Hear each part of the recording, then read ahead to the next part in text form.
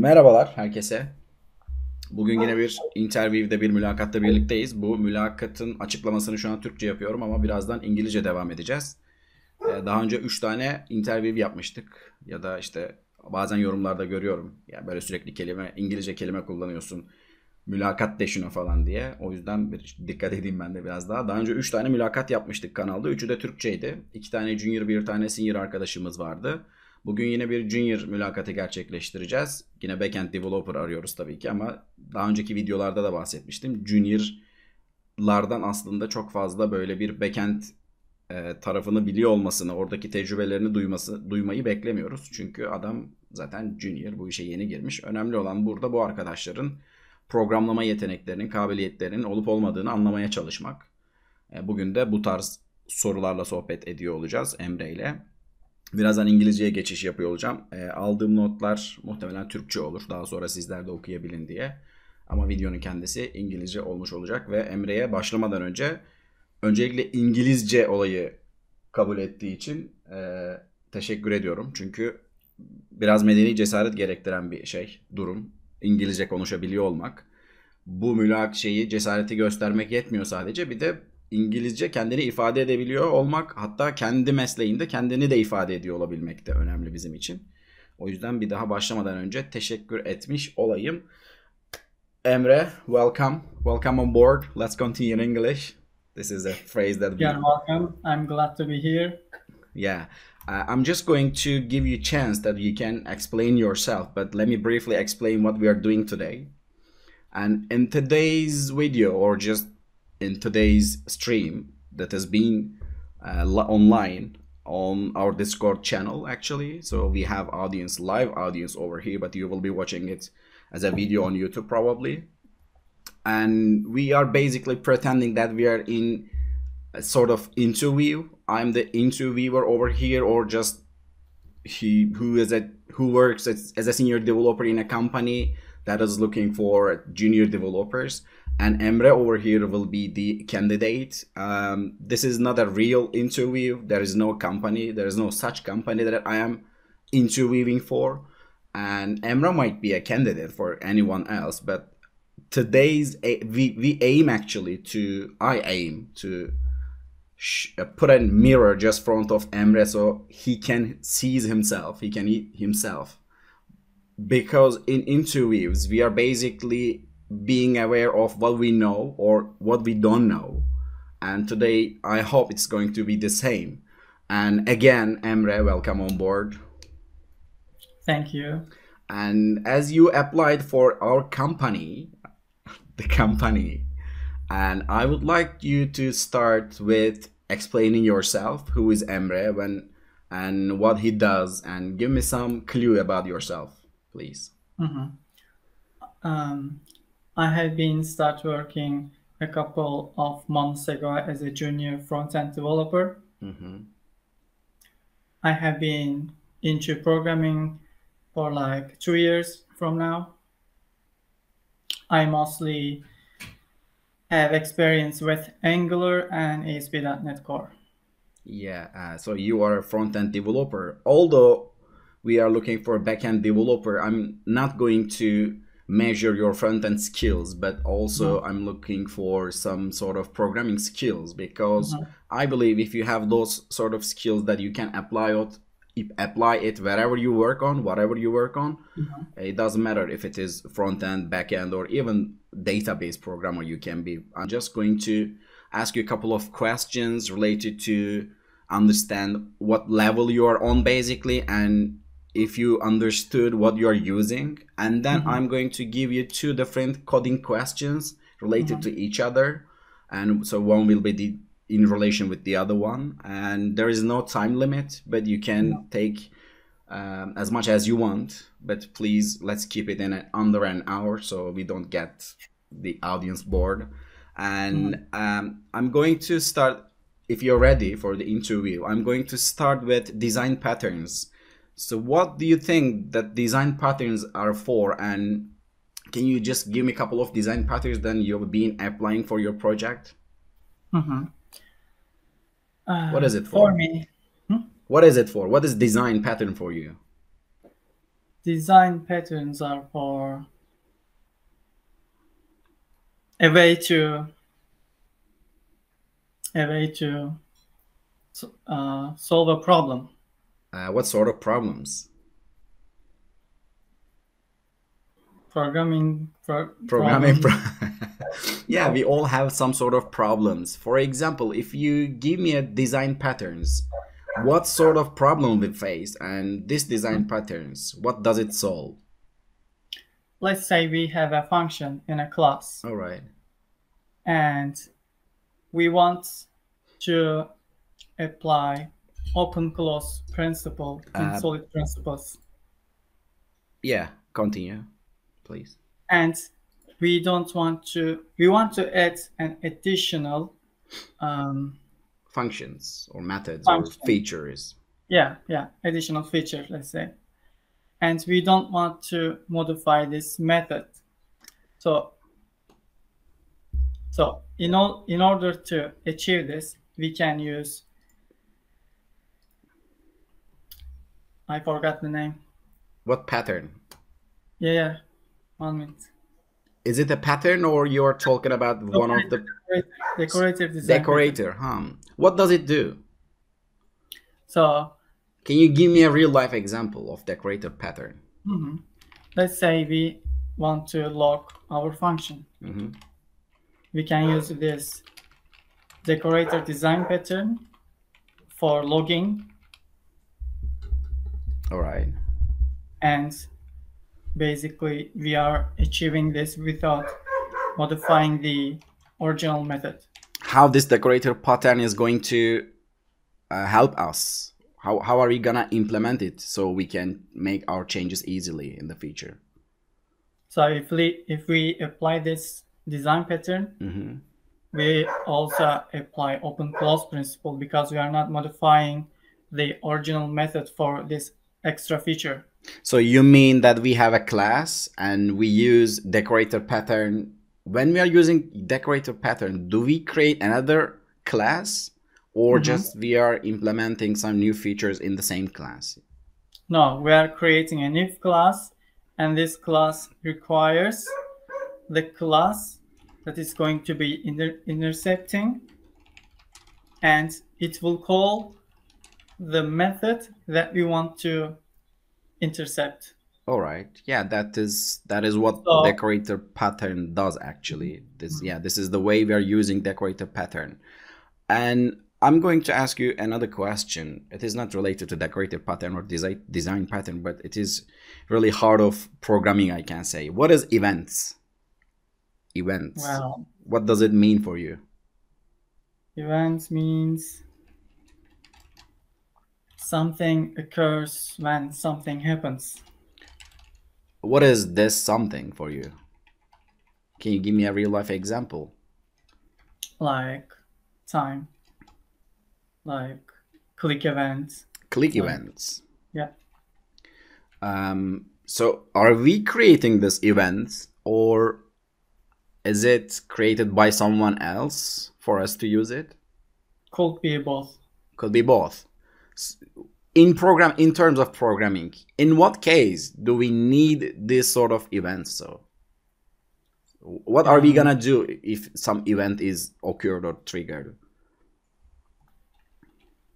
If we want to react to any event like clicking or a time. All right.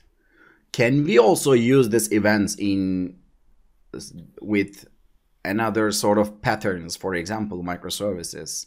I believe one of the place that is events are used the most would be the microservice architecture.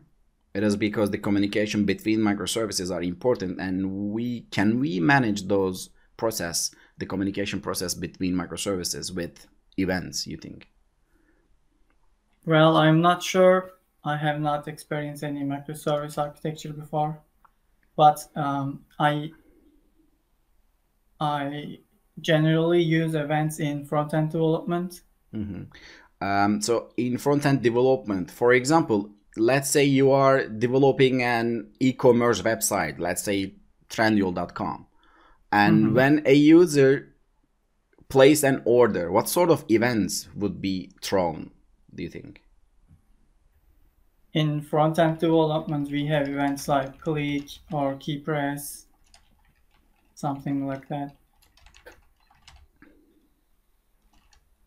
All right, let me switch the question. What is sing and async in terms of software programming? Sing and async. What those are? What those These are are for asynchronous programming. Yeah. What is it for? Why do I have to know about those, or what do I have to use about those? Use those. If we talk for JavaScript and front-end development, it is one-threaded language. If we don't use asynchronous programming,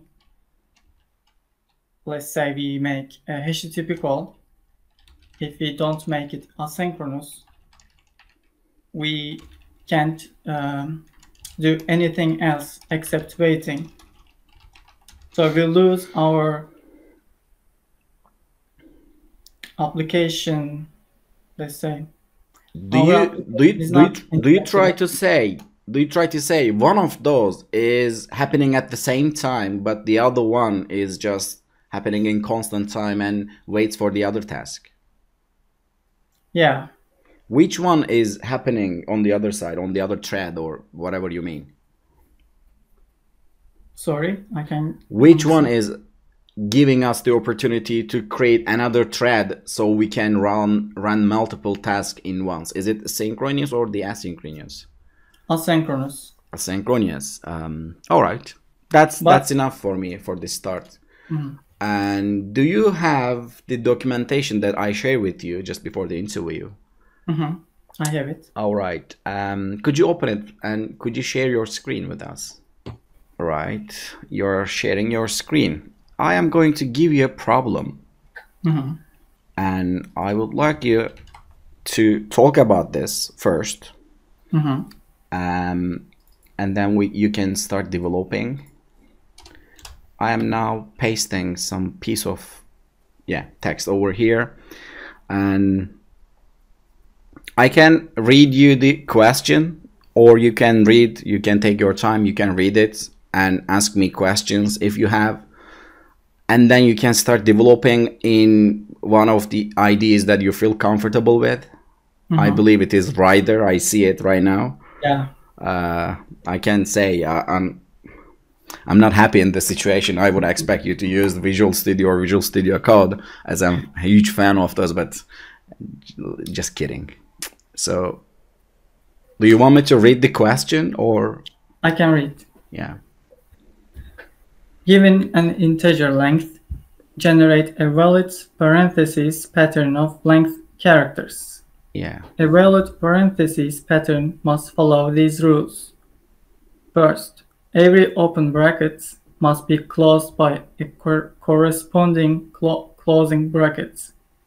Second, the parentheses must be correctly nested and balanced, meaning that every open bracket has a corresponding closing bracket that is not preceded by another closing bracket without a matching opening brackets. Write a function in C#. Input length is an integer representing the total length of the generated parentheses pattern. The value of length is an even number. The function should return a string, which is a valid parentheses pattern of length characters. Note, there are multiple valid patterns for a given length, and the function should return a randomly generated pattern following the constraints. Exactly. For length 6, some possible outputs could be blah blah blah blah blah blah. All of these patterns are 6 characters long and are valid parentheses. Exactly. So we are used to parentheses from our math class, I can say, or in programming, for example, it is required for functions. Open bracket and close the bracket. So this parentheses actually have a pattern that we are not aware of actually. I'm going to ask you create a function that generates random patterns, but the patterns must be valid parentheses pattern actually. So for example, none of the valid parentheses start with close bracket without opening one. The rule says actually the parentheses, every open bracket must be closed by a corresponding closed bracket, for example. So you cannot have two open bracket but one close only. Like it could this. be balanced as well. So that's why the parameter of length is an even number. So it could be 2, 6, 4, 16, 20, not an odd number. And yeah, this is invalid one, for example. I'm going I should to paint all possible and not strings. all possible, just random random length of parentheses, but it should be valid though. So if the parameter is 4, for example, what you need is 2 open bracket, 2 close bracket in a valid pattern. So it can be open close, or open close close, something. Is like it that. okay if it returns something like that? Yeah, in every that's one section? of the possible outputs actually. Okay. Yeah, you can I would start. like to. You can start whenever you feel yourself comfortable. Okay, I would like to start right away. All right. We have a function. Show us your best shot. string. Show us your best shot. Generate pattern and accept integer length.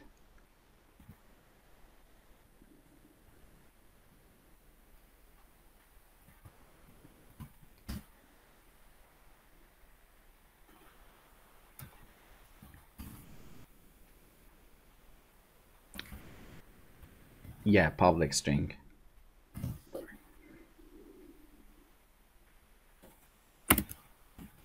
Or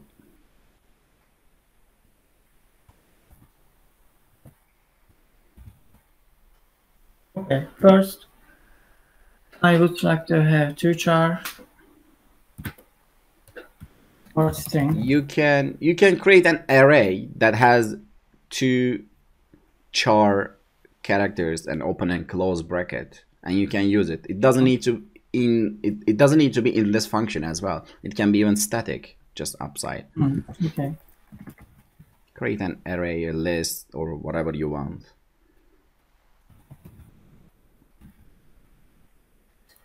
What should I call it? Make it array and call it array. Let's say list. List, yeah. Create list, call it list.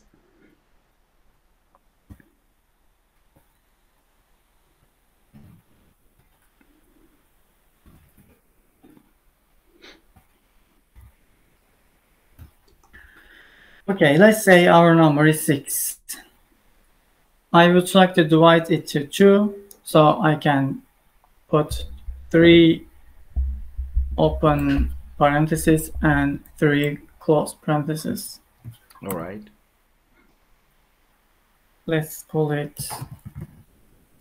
Sorry, I'm writing a lot of TypeScript. It doesn't matter for me actually. It doesn't need to be in C# as well. Whichever language you feel comfortable yourself, you can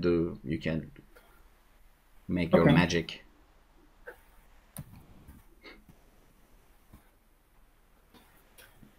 So let's say our number is 6. All right. I'm going to divide it to 2, and So I will have. So to find every bracket count, open bracket and close bracket.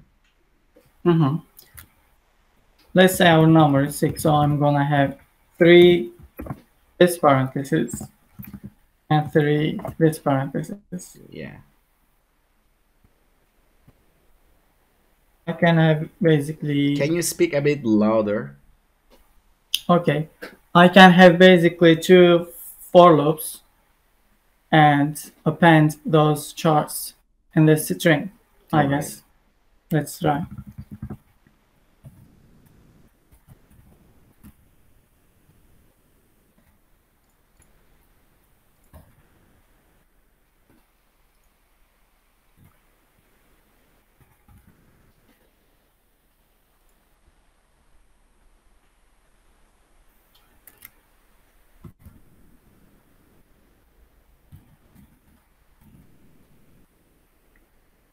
the string.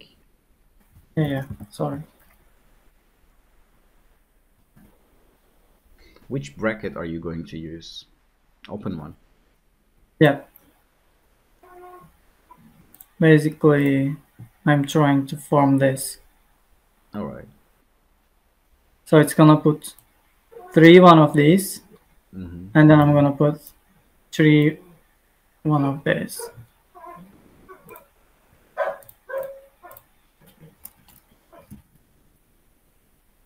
At least I hope.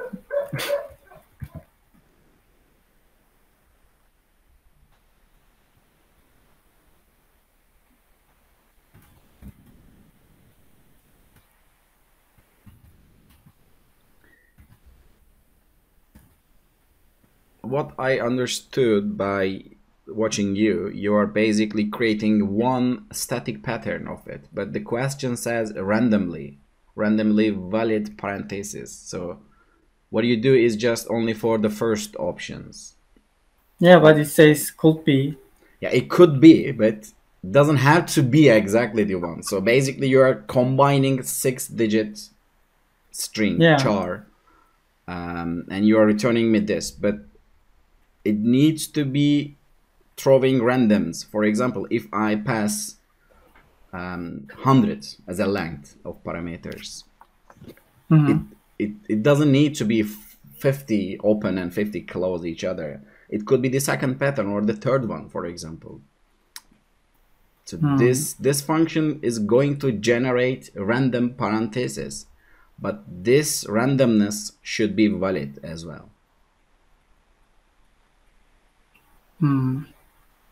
Let me think. Take your time. So create random characters, but those randomness should be in some sort of rules. So for example, if there is no open bracket, you shouldn't create close bracket. For example, this is the rules. So you can randomly get items from this list, but it must be applied these rules. Should I use regex to validate random generated? Well, but are you going to validate what you generate, or are you going to generate by using those rules? I'm going to use math random if it exists in C#, and then I'm going to use regex to validate if it's okay. If it is not, what are you going to do? If it's not, it's going to keep generating. You can do, but do you believe this will be the one you really wanted? Because if there is no validation, or let's say you generated some pattern that is not valid for 1,000,000 times, so it's going to check if it is valid and regenerate again for 1,000,000 times. It's gonna work until something valid happens. Something valid came up. That wouldn't be efficient, I believe, but you can try. You know what you do actually. So you have length, you have divided by 2, and what you need to do is just get random item from the list, but it is not that random actually. For example, if you get open bracket before, so now you can close it, that's okay. But if you never got open bracket from the list, that you cannot close it because there's no open bracket. So while getting an item from this list, on your list, you can consider checking this. Did I get ever open bracket? Do I have any open bracket that is more than closed bracket, for example? You can count them maybe. You can count how many open you've got from your list. Okay. Then I need to randomly select this or this. Yeah, it can be either of. Do we have any method to randomly? No, we don't, but we can generate random number. Do I need to It is import not under something? math actually. It is, you can just directly use random. It's a Okay, thank class. you. You need to create new instance of random. Create random, open close bracket, and next. Sorry. So you're going to generate 0. no 0. It must be 0 2 if you want to generate 1 or 2. Or are you going to generate 0 or 1? Yeah. Then it must be, so this is the minimum value and this is the maximum value. The 0 cannot be maximum value. So maximum, no, maximum could be 2 Yeah. and minimum should be 0. No, this is the maximum one. So set it to. So the parameters in next, it should be 0, Sorry. yeah, 0 comma 2, because the second one is not included. Yeah, with this way you can get either 0 or 1. Okay, thank you. Welcome. Integer random number. Yeah, now what are you going to do with that random number?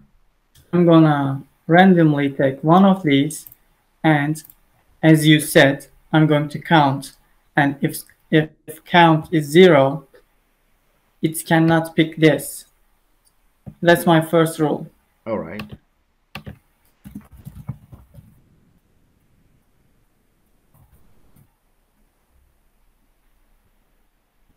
I'm going to say if count is 0,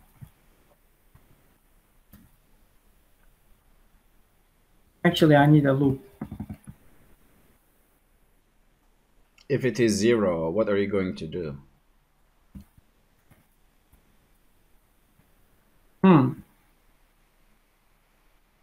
Actually, we don't need this for the first one, because first one always should be this.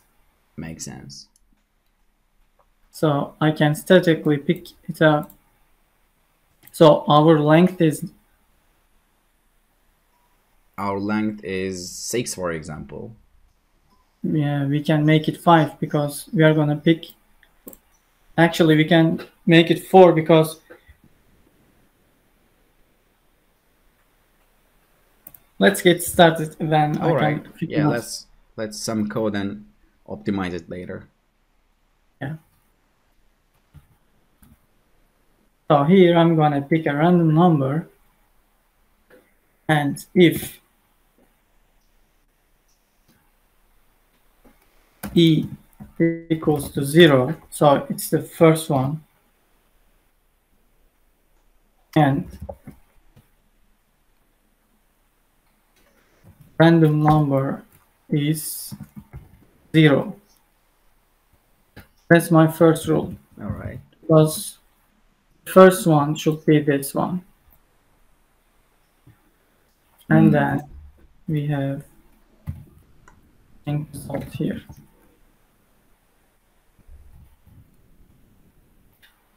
If it's okay, we are going to append the string to our result. All right. What is the string? Probably this, because it's not gonna accept the other.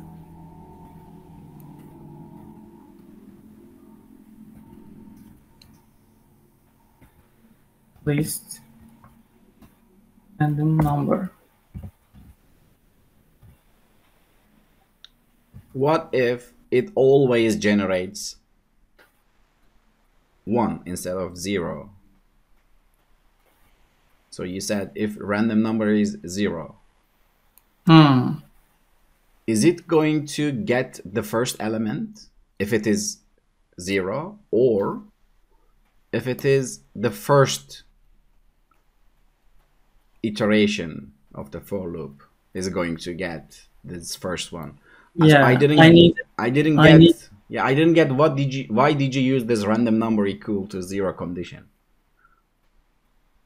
Because I would like to randomly pick one of these. But why the random number is needed to be 0? Because first one is always should be. Yeah, but the first one, you're already checking the first one. You said I equal 0. This is checking if it is first one. Why did you have to check random number as well? Because if E is equal to 0, my random number should be 0. Actually, I can statically type it, but I will refactor it later. All right. But I just noticed that this is pointless because, as you said, this can give me 0 6 times. Yeah. Instead of looping length, I should have a while loop, and I should keep my program in this loop until my result is done. Results length is equal to given length. All right.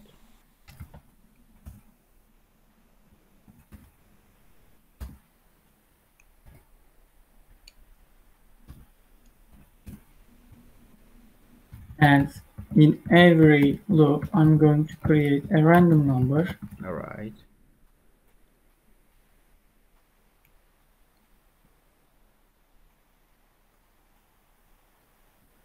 And then our count starts at 0. I should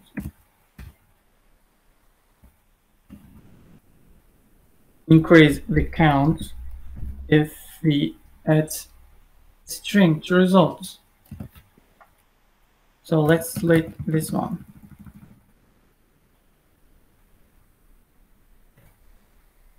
Okay. If count is 0, we always have to add open brackets. All right.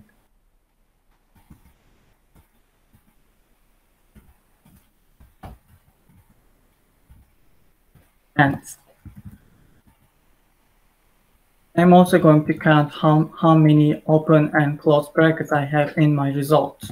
Makes sense. That text is correct. Let me check.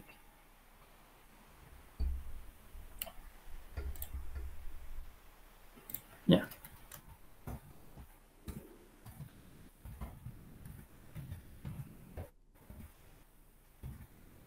And after that, I'm going to increase my open bracket count.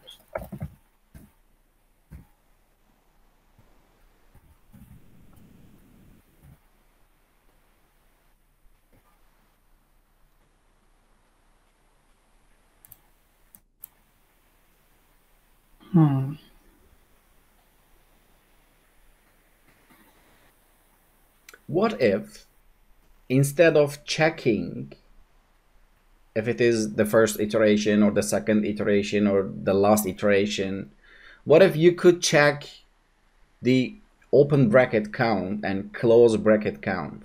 Because what we know is close bracket count cannot be greater than open bracket count, right? But if we don't check our counts, then it might be like this. No, the rule says the close count bracket, so close bracket counts, cannot be greater than the first one, the open bracket one. So, for example, if you check if open bracket count is equal or more than close, what would it give you? So is that and a result is like that, okay? No, it is not okay. But let's imagine you're generating the first one, close bracket. Your condition says, did I ever create open bracket? So you can check your open bracket counts, right? So as it is false, you cannot get the closed one. So delete this if, please. Okay. And check check. So there's another condition. If you already opened any bracket more than closed one. So if your open bracket count is, let's say, a more than closed one. So in this case, what are you going to do? I have to add and close bracket. You can create open bracket as well, right? So open, open, close, close, it can be. So you got... in that case, it's not greater than close brackets. No. So let's imagine your first bracket is open. So I have to... in the first iteration, it is not. So, or think the other way around. What if your open bracket count is equal to close bracket? In this case, for example, both are 0. In this case, what are you going to do? If both are equal, I can randomly add one of the brackets. When both are equal. So you have one open and one closed. The counts are 1, 1, and those are equal. Yeah. What is your second move? Can you also close another one? Or do you have to open new one? I have to open new one. So when the open bracket count is equal to closed bracket count, what you need to do is just get the closed bracket, right? When those are equal, that means you need, you cannot get the closed one. You need to get open one. Bracket. Yes. So when both are equal, you cannot use closed again.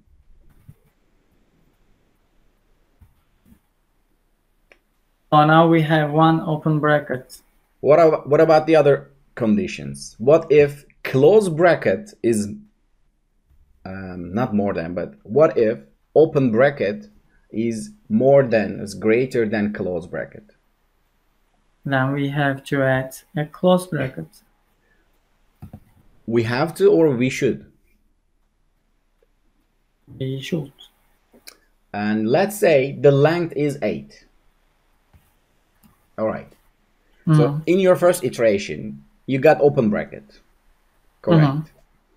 And in the second one, your condition says if the open bracket equal closed, no. Get the another condition. Just you said. If open bracket is more than, so greater than closed bracket, you said we have to get closed bracket. Yep. But in this case, all your bracket would be open, closed, open, closed, open, closed. Yeah. But it could either be open, open, close, close. This is also a valid one. So actually, so if the open bracket is more than close bracket, we can get close, but we can also get open bracket. So maybe the randomness comes over here. Yeah, let's start.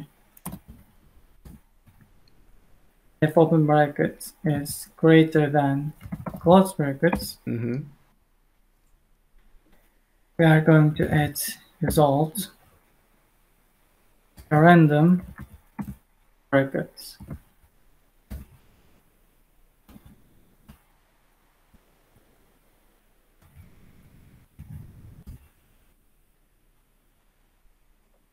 So we could have a result like either like open this, or closed, or either like this. So in that case, I have to also increase one of these counts. Yeah, if it is open, increase open one. If it is closed, increase closed one. If a random number equals to 0, increase open brackets. Let me paste. And else increase close brackets. Exactly. So we said if those are equal, get open one. We have to. We said if open bracket is more than close bracket, get either of those. But I have a question.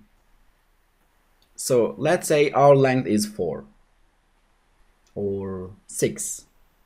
All right. And now we have open. Would you write it down? And Yes. in our array or pattern, we have open, close. So both are okay.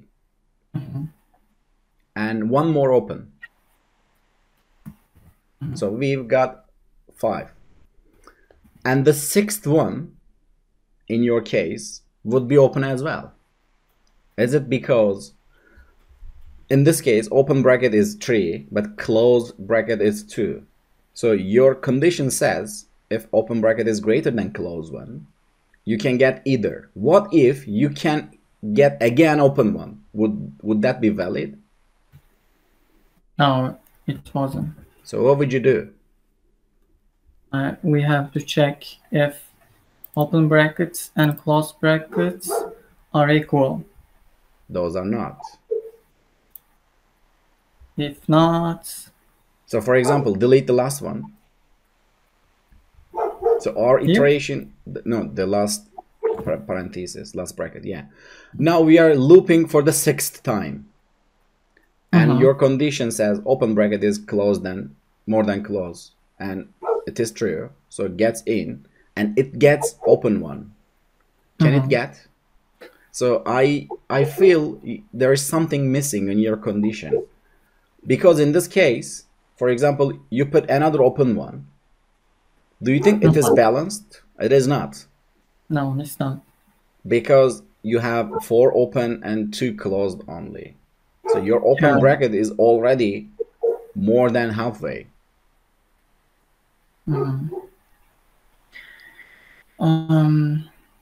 We can add another condition. Like what? And say where and sorry. If it's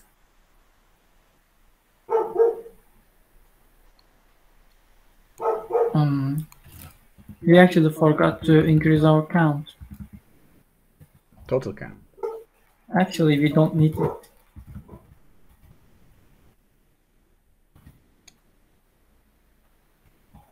Results dot length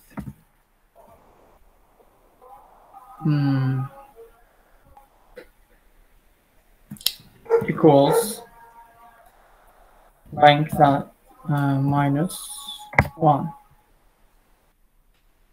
If our result length is equals to length minus 1, and if these are not equal, let's say in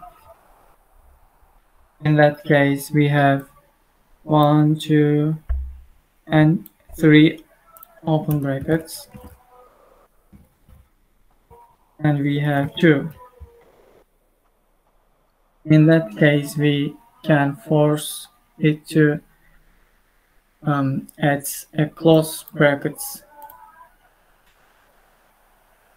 So if open bracket is greater than close bracket, are you going to force it to use only close one? Yeah. But it is the same case. So your pattern would be open and close, open, close, open, close. Isn't it? Let's call it a day. And thank you for your effort. So I had 2 questions actually, but I didn't have a chance to ask the second one. Let's continue with the evaluation part. It is also going to be probably behind this video, so I'm not going to make it 2 different videos. Instead, I'm going to make it one only, so you can stop sharing your screen. Thank you for your effort. And now I'm going to give you what I think. And firstly, I ask you the decorator. I ask you define the design patterns and what those are for. And you were right over there. You confidently explained yourself. You were able to express your feelings a bit nervously, so you were nervous at the first place, but you were able to explain at least what decorator pattern is. So instead of explaining what design patterns are for, you started giving a real-time example with decorator design pattern, which is okay. But I would expect you to explain what is design pattern and then give a real-time example, a real life example. That would be a good order though. And on the second one again, the same for the events. So I ask you what events are. You were able to give me a sentence that explains what events are. But in terms of programming, events must be in a might be in a different shape, I can say. You would mention about that too. And you said you have no microservice experience. That is okay for me. And but also the events can be used in a communication method. So when anything happens, it can let anything know about that. So I was trying to give you an example. When any order is placed online on a website, e-commerce website, for example, Trendyol, when you place an order, it could be order created event. I really expected to hear you from that one. Order placed event is a real life example. That was okay though. And sync and async, I felt that you know what it is, but you were not able to explain it. It is probably because of the English. If I ask you the same question in Turkish, you would probably be able to explain yourself very well, properly. But in English, you might be a bit nervous, and probably those are the questions that you have been explaining yourself for the first time in your life in English. Maybe in Turkish, as I said, you would be even more comfortable, but in English, it was a bit difficult for you. And the coding question, also, you were not good at it, I can say. You had some ideas. You had some different ideas in some different topics, but you couldn't come them together actually. So you had many ideas, but they were not in a relation, and I had to steer you to put in a good direction. And you missed a couple of conditions, but I can say your coding programming skill is okay. Just you need to work on lots of algorithm questions and list questions, maybe array questions. And I have a YouTube channel, as you know. I know a YouTube channel where you can get all of those actually. And there's a guy called Salih. Basically, he's explaining what the data structures is, what a string is, and what is the memory management as well. And I know you from my YouTube channel, Discord channel as well. I know you are qualified to answer some questions, but I feel just you were nervous about this interview and you couldn't explain yourself entirely and properly. And thank you for your effort. This could be my feedback to you, so you can see what is your missing point, what are you missing, so you can fill them up later. And thank you for your time, and I'll see you later. Thank you for having me here. We are very welcome, Emre. I hope to see you again. See you again.